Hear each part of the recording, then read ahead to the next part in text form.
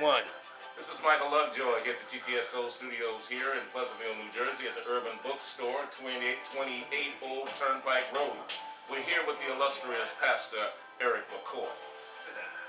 Reverend McCoy, let me ask you this. In Atlantic City, we have a tremendous task at hand here.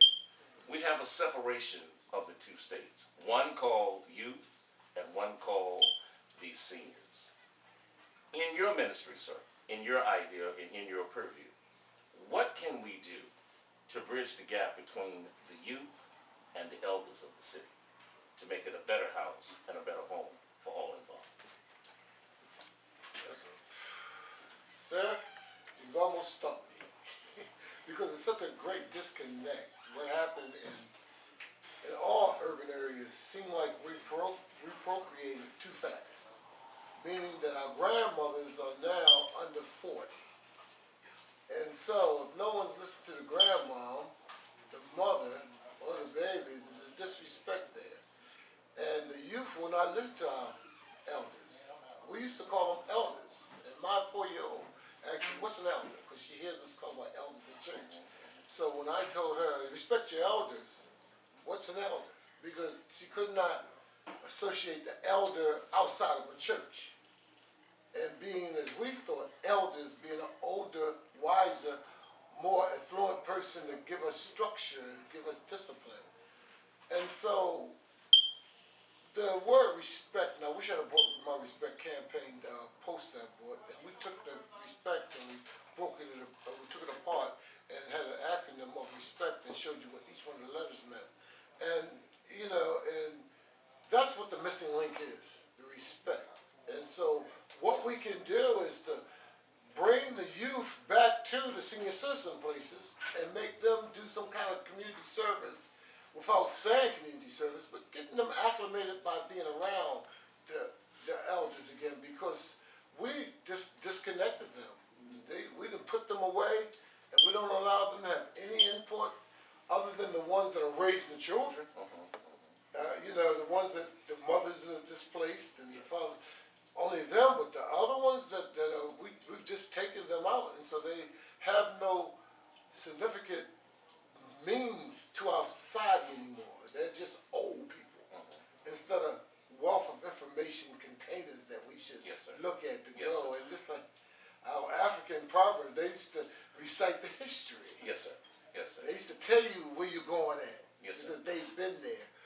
Well, we don't listen to our elders anymore because we believe they don't know anything. Absolutely. Because they can't text. Yes, sir.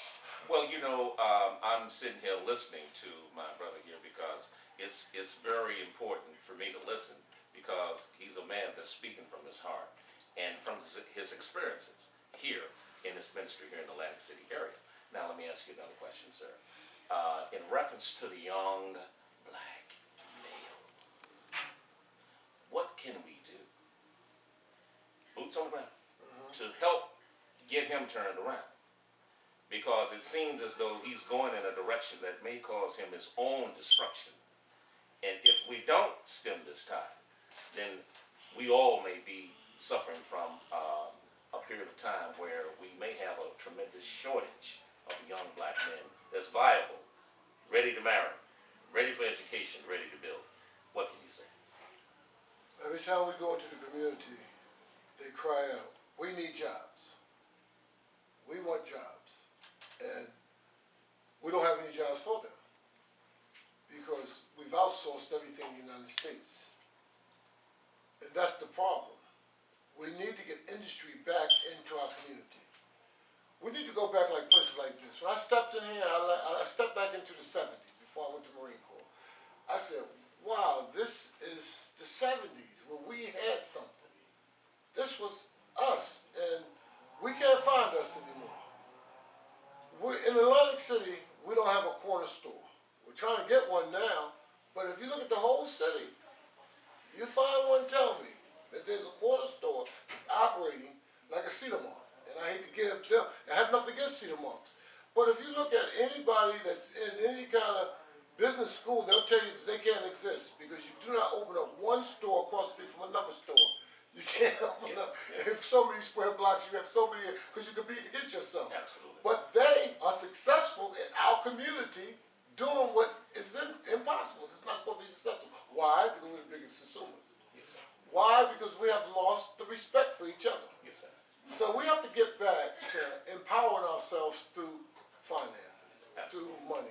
young folk want to be paid. You ask them what they're doing, I'm getting paid. They'll tell you, I'm getting mine. And so what we have to do, and if I spoke to my colleagues, it doesn't take much to open up a sneaker factory. If you can build a casino on that land, you can build a factory. No doubt about it. Let's put factories back. If it's no more just to empower our youth so they can have monies to support themselves. Well, let me ask you this, Reverend. You body fender man. Yes. How many years? In the same location for 30, so I guess I've been doing it about 40 years. About 40 years now. Let's go back in time. Wasn't it almost a prerequisite for you to get a skill Oh, yeah. coming out of school? You had that. Industrial arts in school. Auto mechanics, woodworking, metallurgy, learning how to weld, and several other of the mainstream industrial arts. Would you say that has a hand, the lack of industrial arts training for our young men to be able to grasp onto, to become a viable candidate to be a stand-up businessman or entrepreneur in the community? Because, see, what happened was we have a false assurance that a rapper and a sports people, that you're going to make that in that field. And so you don't want to do anything that's dirty. And it's got it's a falsehood that's going out there to say, I want to be clean. They don't understand that I take the dirt off of me and I spend the money for the dirt for it. Yes, sir. Yes, sir. So the plumber, they don't want to be a dirty plumber. They don't want to be a dirty carpenter. They don't want to. It's a false sense of wealth that's saying that I can be this. That doesn't happen. They can't. My grandson, for example, he's 21 now, and I pray he sees this. That he's at the prime of his life, and he had this thought that he's going to be this professional ball player. And I told him that you got a better chance of going to the moon than you do being a professional ball player, because it's so many people, and I'm just being Well, the competition is the competition huge. is huge, and if you get hurt, see, he can study to become a rocket scientist. If you're smart enough, you're going to the moon. Yes, sir. But you're not. He can get hurt on one game and it's over. Yes. His whole career is over. So we have a falsehood between being an athlete and being in the songs and in the music industry, and that's false to say that we're going to become an overnight success by doing this, instead of saying, okay, let me become an auto body and fender man, or let me become a mechanic, or let me become something that I can take. I can take these hands anywhere in the world. Absolutely. And make my money. Absolutely. And once I understood that, and I put my daughters through college, Yes, and I'm taking care of my grandkids, Yes, sir. and Yes, took sir. care of a lot of people's kids. Absolutely. Through what I've done. Through the auto, fender, and body shop. My brother, Eric McCoy. Now let me ask you this, sir.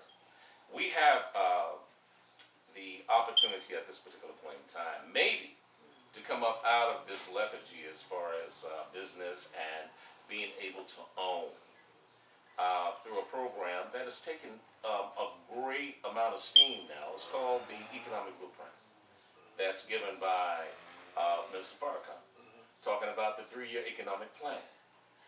35 cents per week, 16 million wage earners that will be able to come up with enough money to get a plant or a factory or buy some land to begin the process of employing our own young men and training them, young women also. Do you have any idea on what we can do here locally to do more of the same?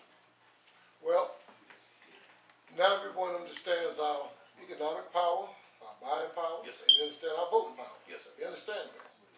Everyone wants to be your friend. I see more politicians during election time than I do ever in your churches. Now's the time to come out with them. Let's have a proposal. Let's have a visual. Let them see this plan that you have. It's not, and when I went to the Million Man March back in 95. Yes, sir. 95, I went to the Million Man March. And I lost a lot of friends because of going there. And they said, because how can two walk together unless they agree? I mean, everywhere I went, they was talking about the minister. And because me being a Christian going, and I said, if I don't go, Jesus don't go. Yes, sir. I said to them, I'm looking for the message, not the messenger. Yes, sir. You have to get your plan past the messenger to the message. Yes, sir. Because more people are not in our mosque, in our churches, than that's in there. Yes, sir. There's more on the street. See, the ones that's on the street don't believe in no God. Yes, sir. So we can't say Minister Farrakhan is right or T.D. Jakes is right. We're saying the devil's wrong by what he's doing with our youth. See, because no one says, "Are you a Christian bad person or a Muslim bad person?" You're just a bad person. So we got to take religion out of it and put economics back in it. And you show us the program. Let us take it to the powers that be. And let's take it to the whoever's holding the purse strings. If you want to continue to get our votes, you want to continue to get our economic power, buy into this so we can be empowered. There's a story, a series that I believe is CNN doing Chicago streets or Chicago land. I think it's called Chicago Land. And they talk about the crime in Chicago. It's a four-part series. And that's just Chicago by itself, but all our great urban cities are in trouble with our youth, our people. All the prisons are disproportionate of our having the majority of people in there because of we don't have economic power. We don't have the monies. We don't have the Uncle Fred that's leaving us anything or even empowering us. How many generations have went past since we've been emancipated to say that we're free? Absolutely. We haven't been free. We didn't get civil rights. We got human rights. Yes, sir. And when they gave the civil rights out, and I did the Martin Luther King, I did the Martin Luther King Day address for the NAACP, and I spoke on us receiving human rights. See, because when they got civil rights, everybody came out. It used to be all right in the closet. Oh, yes, sir. But now you can't talk about nobody. You can't talk about nothing before offending everybody. But you could call me the N-word all day long. Oh, yes. Before I got my civil rights. But because I didn't receive civil rights, I received human rights. You told me I was a human being. Yes. You told everybody else they were simple. So we have to go back to the point, and I'm not racist, I just love my own. I understand that we should teach our young folk that we was not considered as a human being. Exactly. You're talking about how somebody slighted somebody with a verbiage, but you told me I wasn't even human. Yes, sir. So I have to tell my young brothers and sisters that we were just arrived at being humans, and it wasn't 40 years ago that you wasn't even a human. So stop acting like an animal that they said you were. Oh, well, on that note, we're going to take a note because we're going to calm the great pastor down here. Yeah, come Pastor, on, don't start with that. This is the Love Zone. Get some water, some ice, we're going to cool him down. We're going to be back in 2 and 2. See you in a minute.